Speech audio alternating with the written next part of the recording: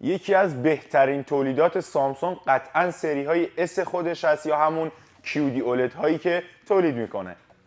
دوستای گلم حالتون چطوره؟ خیلی خوش اومدید به یه ویدیو دیگه. اینجا دوبه کوچولو منم کامیار هستم و توی این ویدیو توی چنل ما قرار راجع به یک تلویزیون شاهکار دیگر از برند سامسونگ صحبت بکنیم که به اعتقاد خیلی‌ها بهترین تلویزیون سال 2023 تولید شده توسط سامسونگ هستش و این تلویزیونی نیست جز S95C با پنل QD OLED، یکی از بهترین OLED هایی که وارد بازار شده و خیلی ازش انتظارهای بالایی میرفت و تقریبا میشه گفت تمامی اون انتظارات رو پاسخ داد. قبل از اینکه شروع بکنم راجع به این تلویزیون صحبت بکنم حتما لایک بکنید ویدیو رو و اگر سوالی توی ذهنتون هست توی کامنت ها برای من بنویسید که به روی چشم من حتما جواب میدم. اگرم تازه به ما ملحق شدید یادتون نره که چنل رو سابسکرایب بکنید، پر از محتوایی هستش که خیلی به دردتون میخوره. خب تلویزیون S95C در واقع یک لاین اپ سال 2023 و جدیدترین مدل سریای S QD OLED سامسونگ بودش که در پی S95B وارد بازار شد و یک سری تغییراتی توی خودش داشت و مهمترین تغییری که داشت این تلویزیون این بودش که دیگه شاهد هیچ پورتی روی بدنه این تلویزیون نبودیم. طراحی کاملا فرق کرده بود و طراحیش به شکل نیورال کوانتوم دات های سامسونگ که باکس وان کانکت داشتن طراحی شده بود. پشتش کاملا مثل اونا بود و پایش هم دقیقاً شبیه اونا طراحی شده بود. حالا یک سری تصاویر شما دارید میبینید از شیوه طراحی این تلویزیون که بسیار جذابتر شده به نسبت S95B. باکس وان کانکت باکسی هستش که یک کابل ازش خروجی پیدا میکنه و به سمت تلویزیون میره و تنها کابلی هستش که به بدنه تلویزیون قرار متصل بشه.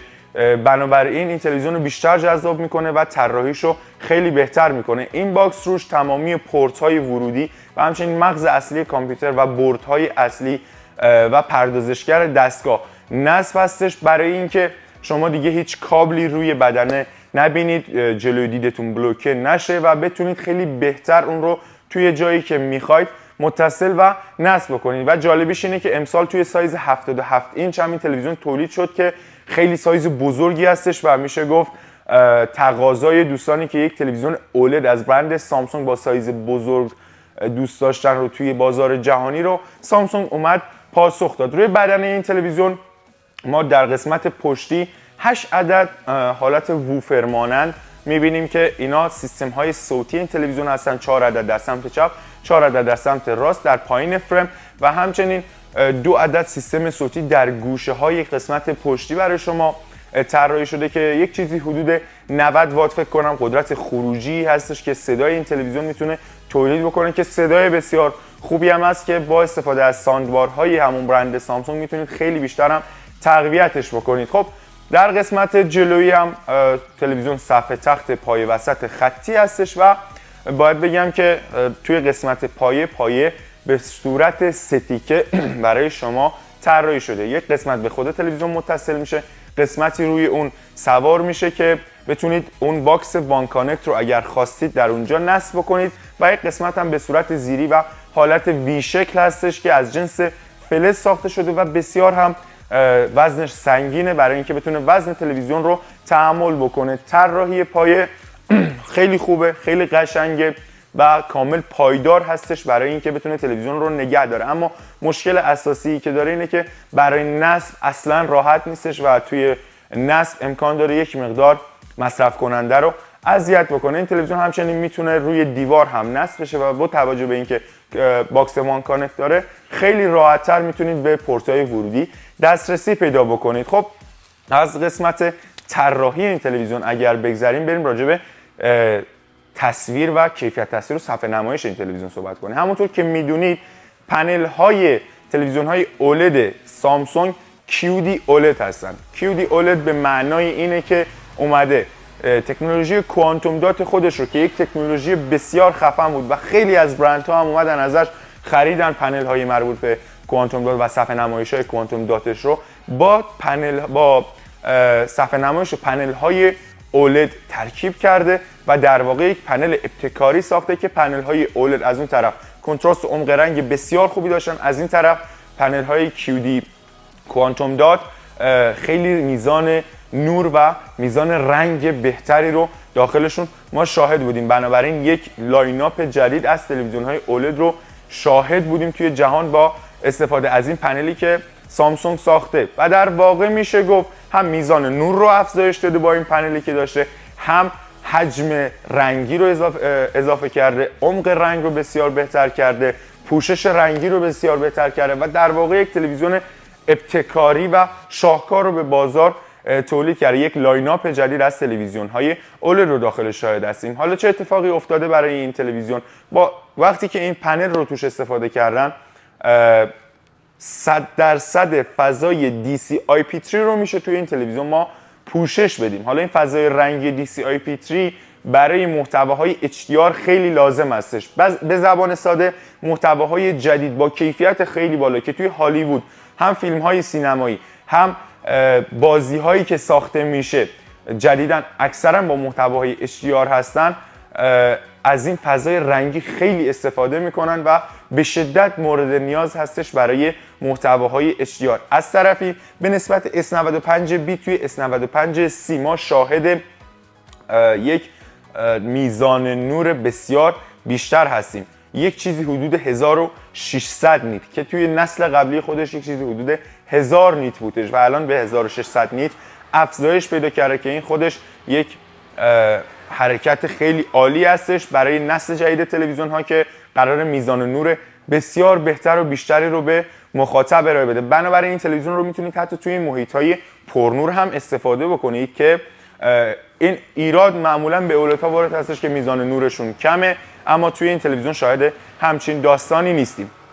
در واقع ما توی این تلویزیون توی محتوای SDR هم میزان نور بالایی رو داریم، یک چیزی حدود 250 نیت که زیاده و میشه گفت راضی کننده است برای محتواهای SDRی که میخواید با این تلویزیون پخش بکنید. از طرفی تکنولوژی ABL یا همون کاهش میزان نور صفحه تلویزیون های اولدی که روی این تلویزیون هم نصب هستش آزاردهنده نیست و به شدت و خیلی زیاد قرار نیست نور رو برای ما کم بکنه و اذیت بشیم توی حالتایی که میخوایم توی محیط‌های پرنور از این تلویزیون استفاده بکنیم و در واقع میشه گفت یک تلویزیونی ساخته که بشه ایراد کمتری به نسبت اولدهای نسل قبلی داخل بازار و هم تولید خودش بهش وارد بشه و مشتری بتونه بیشتر لذت ببره از این تلویزیون ها. اما یک نکته خیلی ظریفی که تو این تلویزیون وجود داره و میشه گفت یک باگ برای همه تلویزیون ها و کسایی که راجع به تلویزیون های سامسونگ میدونن قطعا براشون سورپرایز نیست. از محتوای دالبی ویژن که جدیدترین حالت و فرمت محتواهای HDR هستش، از این فرمت پشتیبانی نمیکنه. کلا سامسونگ اعتقادی به این داستان نداره که بیاد از فرمت دالبی ویژن هم ساپورت بکنه، اما این چیزی نیست که زیاد به چشم بخوره و در واقع میشه گفت با پردازشگر خیلی قدرتمند خودش سامسونگ که یک پردازشگر پرچمدار رو توی این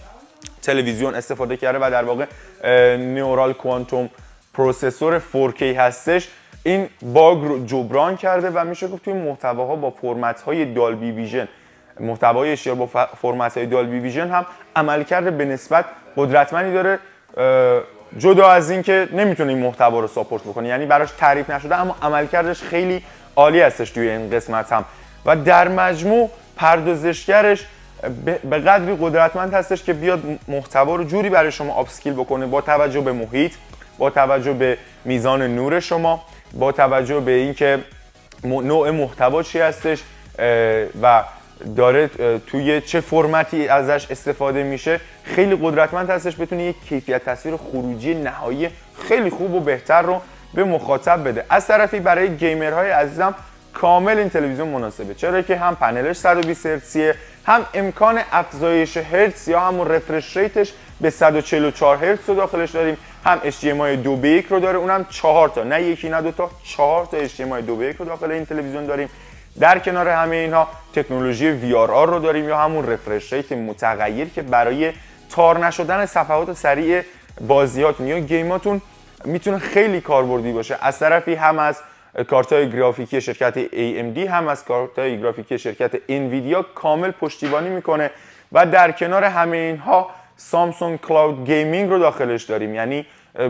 فضای ابری گیم که شما کنسول نمیخواید، یک اینترنت پرسرعت میخواید و یک دسته بازی. البته توی ایران با این شرایط اینترنت فکر نمی کنم حالا با این تکنولوژی زیاد سر و کاری داشته باشیم، اما خب خیلی تکنولوژی جذابی هست. شما فقط با یک دسته بازی و فقط با یک اینترنت پرسرعت میتونید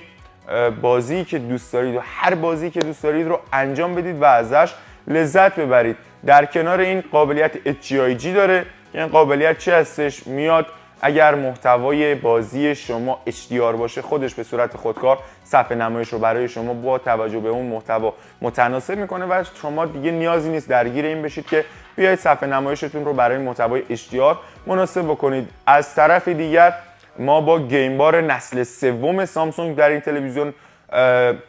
سر و کار داریم که یک گیم بار بسیار قدرتمند هستش و بدون خارج شدن از بازی میتونیم به تنظیمات مربوط به صفحه، نوع بازی کردنمون و حتی برای بازی‌های شوتر یک مگسک خودشون یک علامت کوچیک وسط صفحه خودشون طراحی کردن که برای نشونه‌گیری خیلی بهتر هستش و میتونه کمکتون بکنه.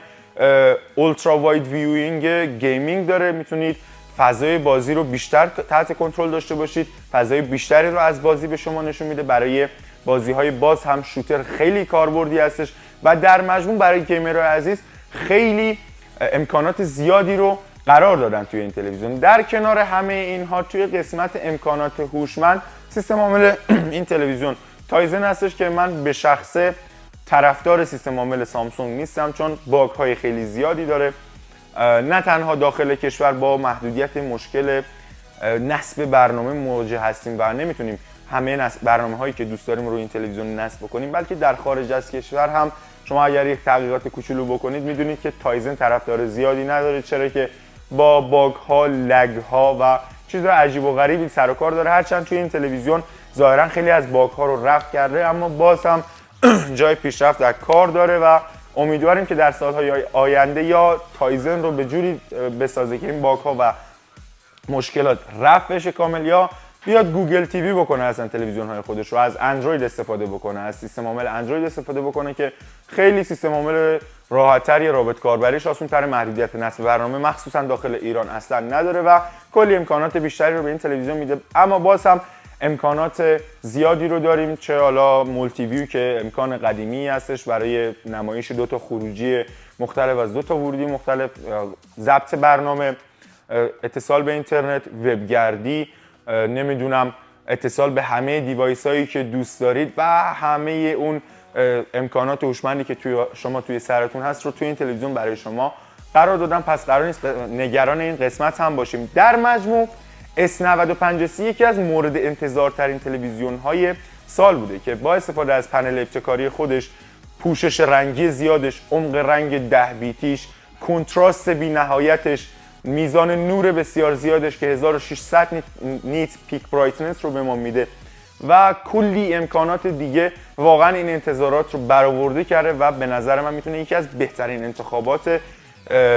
انتخاب‌های شما توی بین تلویزیون ها توی سال 2023 باشه. یعنی جزء تاپ 3 شما یا 3 تا بهترین تلویزیونی که توی سال 2023 میتونستید تهیه بکنید، این تلویزیون میتونه جزء اونا باشه. حالا از اون طرف